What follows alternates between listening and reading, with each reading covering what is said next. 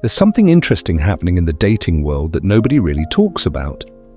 You walk into a room, and there's this guy, maybe he's in his late 30s, 40s, maybe pushing 50, and he's not the loudest person there.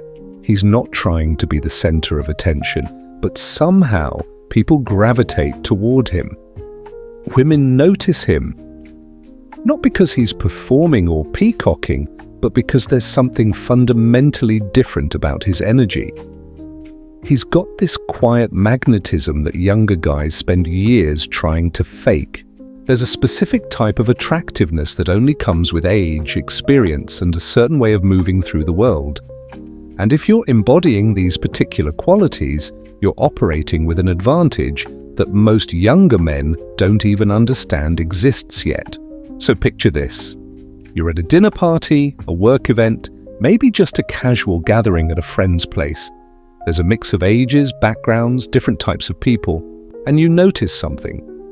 The guy who's getting the most genuine interest from women isn't necessarily the youngest or the most conventionally handsome.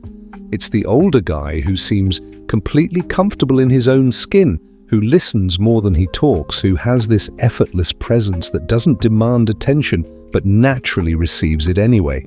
Hey, thanks for being here. I'm curious, where are you in your own journey right now? Are you someone who's starting to notice these shifts as you get older? Or maybe you're watching this because you want to understand what actually makes mature masculinity attractive. Either way, I'd love to hear your perspective in the comments. And if you're finding value in this kind of real conversation about attraction and dating psychology, go ahead and subscribe. We dive deep into this stuff regularly, and there's a lot more to explore together. Now let's talk about what actually makes an older man genuinely attractive. Not the surface level stuff, not the money or status stereotypes, but the real psychological and behavioral markers that create authentic magnetism. Because there are specific signs that indicate you've developed the kind of attractiveness that only comes with maturity, and most guys completely miss them because they're looking in the wrong places. The first sign is how you handle uncertainty and disruption. Think about the last time plans fell apart unexpectedly. Maybe a date got cancelled last minute, a work project went sideways, or something in your personal life didn't go according to plan. There's fascinating research in emotional regulation that shows how people respond to unexpected disruptions reveals core aspects of their psychological development. Younger guys often respond to disruption with visible frustration, defensiveness, or this need to immediately fix everything and restore control. But men who've developed genuine maturity do something completely different. They adapt fluidly without losing their center. When something goes wrong, you don't spiral. You don't make it a bigger deal than it needs to be. There's this calm recalibration that happens almost automatically. Your dinner reservation got lost? No problem. There's a great wine bar around the corner. She needs to reschedule? You're genuinely understanding because you know life happens. This isn't about being a pushover or not having standards. It's about having enough life experience to know that rigidity is the enemy of actually enjoying life. And women pick up on this immediately. It signals emotional stability, which is one of the most attractive qualities a man can possess. Psychologists call this distress tolerance, and it's directly linked to secure attachment patterns. When you can stay grounded during disruption, it communicates something powerful. You're not reactive, you're not fragile, and being around you feels safe. Women don't have to walk on eggshells or manage your emotional state. That's incredibly attractive, and it's something that generally only develops through years of actually living and learning how to roll with life's inevitable chaos. The second sign is in how you listen during conversations, not just waiting for your turn to talk, not just nodding while mentally preparing your next story, actual, genuine listening where you're fully present with another person. There's interesting research from communication studies showing that most people retain only about 25% of what they hear in conversation. But men who've developed real maturity listen differently.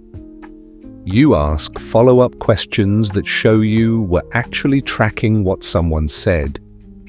You remember details from previous conversations and reference them naturally.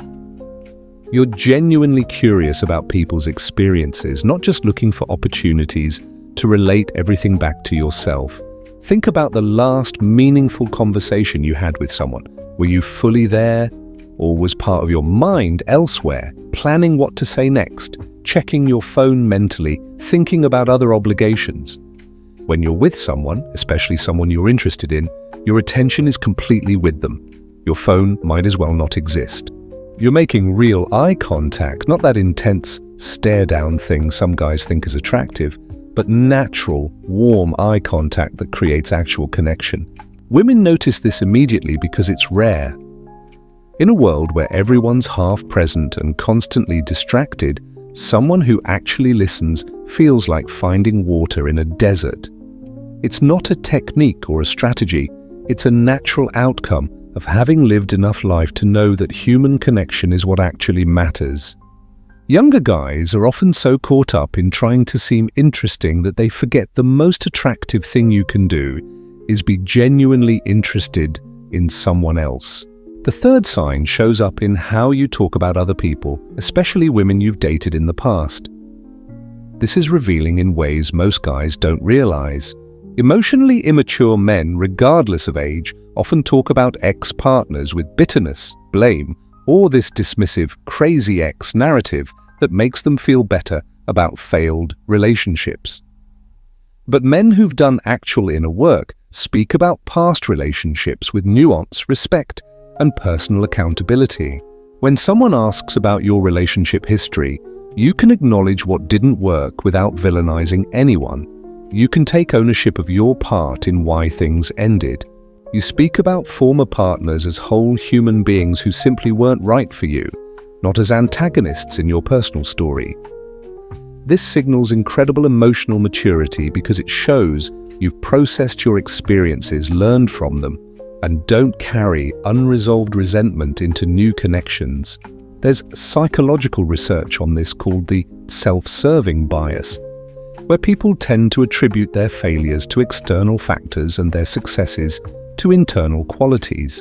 Breaking free from this bias requires genuine self-reflection and emotional development. When you can say things like, "That relationship taught me I wasn't ready to be as vulnerable as she needed," or "We wanted different things and I wasn't honest enough about that early on," you're demonstrating accountability that's genuinely attractive. Women pay close attention to how men talk about other women because it's a preview of how they might be talked about someday. If you're respectful, thoughtful, and balanced when discussing past relationships, it creates trust and signals that you're someone who handles interpersonal complexity with maturity. Take a second and think about this. How do you actually talk about your past relationships? Are you able to see your role in what didn't work, or is there a pattern of blame? This is worth examining honestly. Drop a comment if you've noticed this shift in yourself over the years, or if this is something you're working on. I'm genuinely interested in hearing how people navigate this kind of self-awareness. The fourth sign is visible in your relationship with material possessions and status. Younger men often try to broadcast value through external markers: the car they drive, the watch they wear, the exclusive places they frequent. It's understandable because they haven't yet developed internal confidence, so they lean on external validation. But truly, attractive older men have a completely different relationship with material things. You might have nice things, sure, but they don't define you. You're not performatively humble, but you're also not using possessions as props to establish worth. This connects to research in consumer psychology about compensatory consumption, the tendency to purchase status items to compensate for threats to self-esteem or identity. As men develop genuine self-worth through lived experience, accomplishment, and inner work, the need to signal value through consumption decreases dramatically. You wear what's comfortable and appropriate, drive what's reliable, and maybe enjoyable, Live in a space that reflects your actual taste rather than what you think will impress others. When you take someone out, you choose places because you genuinely like them, not because they're expensive or exclusive.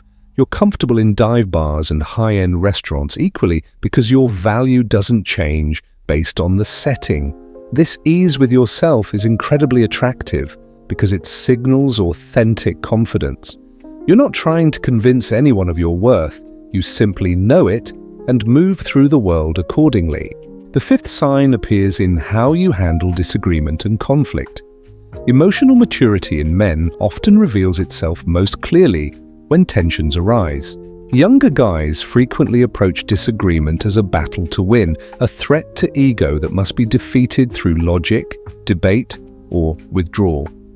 But men who've developed real maturity understand that disagreement is just two different perspectives coexisting. And the goal isn't victory, it's understanding and resolution. Think about the last time someone disagreed with you about something you cared about. Did you immediately go into defense mode, building arguments to prove your point? Or were you able to stay curious, genuinely consider their perspective, and maybe even change your mind if they made good points? There's research in social psychology about intellectual humility, the ability to recognize the limits of your knowledge and remain open to being wrong. This quality becomes more developed with age and experience, assuming you've actually done the inner work. When you can say, "I hadn't thought about it that way, that's a really good point," without it feeling like defeat, you're operating from a place of secure masculinity. When you can have a heated discussion with someone and not let it damage the relationship because you understand that disagreement doesn't equal disrespect, you're demonstrating maturity that's rare and attractive. Women value this because it means conflict won't be devastating. It'll just be a normal part of two people navigating differences together. The sixth sign shows up in your relationship with time and patience. Younger men often operate with this urgency, rushing to the next thing, impatient with process, wanting results immediately. But men who've lived long enough to understand how life actually works move differently. You can sit with uncertainty. You can let things develop naturally without forcing outcomes. You understand that good things often take time, whether it's a career, a relationship, or personal growth. In dating specifically, this manifests as not rushing intimacy, not pressuring anyone for commitment, not trying to accelerate connection beyond its natural pace. You can enjoy getting to know someone slowly because you're not desperate for validation or completion. There's psychological research showing that secure attachment styles are characterized by comfort, with closeness and independence simultaneously. You want connection, but you're not anxious about it. When you text someone, you're not analyzing response times or playing games with how long to wait before replying. You respond when it makes sense, you say what you mean, and you trust that if it's right, it'll unfold naturally. This ease with timing is attractive because it removes all that exhausting strategic game playing that younger people often get caught up in. You're just being real, and that's refreshing. The seventh sign is evident in how you invest in yourself beyond external achievements. Sure, career success matters, financial stability matters, but truly attractive older men invest in internal development too. You read, you have hobbies that genuinely interest you, you pursue growth in areas that have nothing to do with status or income. Maybe you're learning an instrument, studying a new subject, traveling to understand different cultures, volunteering for causes you believe in, or working with a therapist to understand yourself better. This connects to research in positive psychology about intrinsic versus extrinsic motivation. Younger men are often driven primarily by extrinsic factors, how things look to others, what achievements will be recognized publicly. But as you mature, intrinsic motivation becomes more prominent. You do things because they're inherently meaningful to you, regardless of external recognition. This shift creates a richness to your life that's palpable. You have depth, you have interests, you have things you're genuinely passionate about beyond work and dating. Women find this incredibly attractive because it means you're a whole person with a full life. You're not looking for a relationship to complete you or give your life meaning. You're already living meaningfully and inviting someone to share that richness with you. There's a fundamental difference there that changes the entire dynamic. The eighth, and perhaps most revealing sign, is how comfortable you are with silence and solitude. Younger men often fill every moment with noise, activity, distraction, anything to avoid being alone with their thoughts. But men who've developed genuine self-knowledge are completely at ease with silence. You can sit in a quiet room without immediately reaching for your phone. You can be alone without feeling lonely. You can share silence with someone comfortably because you don't need constant stimulation or validation. There's research in mindfulness and contemplative psychology about this capacity for stillness being directly linked to emotional regulation and self-awareness. When you're comfortable in silence, it means you've made peace with yourself. You're not running from internal discomfort or avoiding self-reflection. This inner stillness is attractive because it creates a calm presence that people want to be around. In dating contexts, this shows up as being able to enjoy quiet moments together without feeling like you need to perform or entertain. You can take a long drive with someone and not feel compelled to fill every moment with conversation. You can sit together reading or doing separate activities and feel completely connected. This comfort with silence signals deep security and self-possession that's rare and valuable. Now here's what ties all of these signs together. They're all outcomes of genuine inner work and lived experience. You can't fake these qualities convincingly because they're rooted in actual psychological development. Younger guys sometimes try to mimic mature confidence, but it comes across as performance because the internal foundation isn't there yet.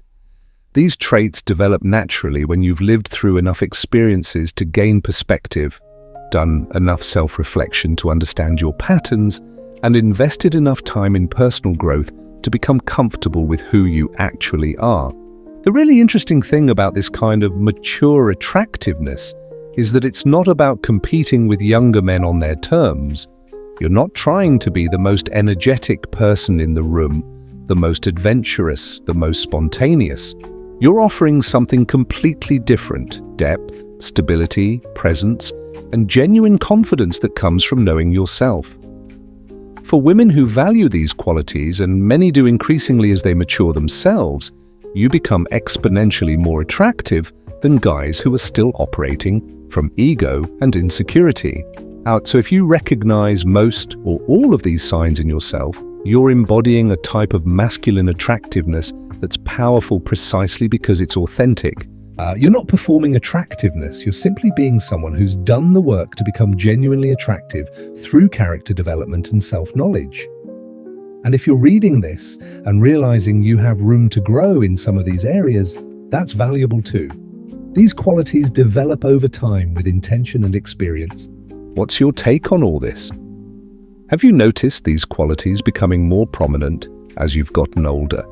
Or maybe you've observed this kind of mature attractiveness in other men. I'd genuinely love to hear your perspective in the comments. Your experience might resonate with someone else here who's navigating similar territory. And if this conversation has been valuable, consider subscribing so we can keep exploring these topics together. There's a lot more to discuss about attraction, dating psychology, and what actually works in the real world beyond the surface-level advice most people give. The truth is, getting older as a man is only a disadvantage if you waste those years without growing. But if you use that time to develop character, emotional intelligence, and genuine self-knowledge, you become more attractive with each passing year. That's something worth building toward.